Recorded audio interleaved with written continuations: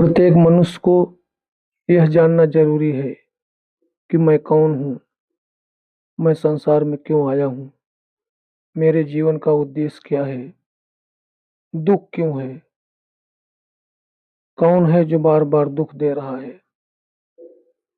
बार बार संसार में आने के लिए बाध्य करता है, वह कौन है। वह मनुष्य का स्वयं का किया हुआ कर्म है। मनुष्य काम, क्रोध, लोभ, मोह, ईर्ष्या, अहंकार, राग, द्वेष, निंदा, बुराई, चोरी, बेईमानी, झूठ में इतना फंस गया है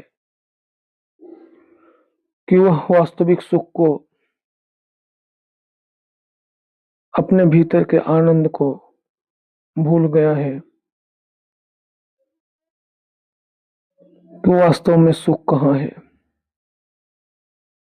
बाहर से वह धनवान बनना चाहता है,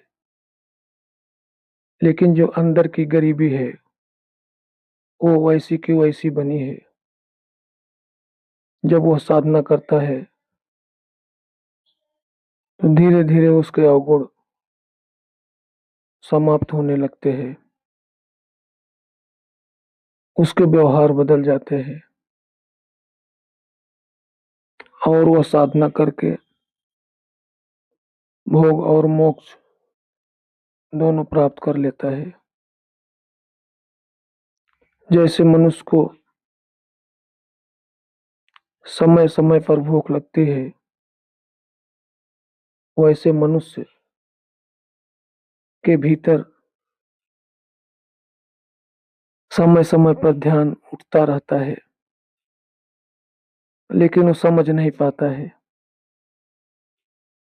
भूख लगती है तो उसे ध्यान आता है कि मुझे भूख लगी है। प्यास का ध्यान आता है, कहीं जाने का ध्यान आता है,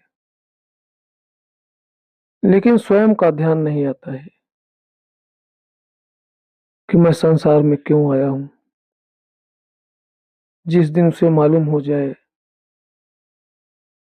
उस दिन से उसके अंदर की बुराइयां समाप्त होना शुरू हो जाएंगी और वो परम तत्व को प्राप्त कर लेगा। जो परमात्मा है उसे जान लेगा।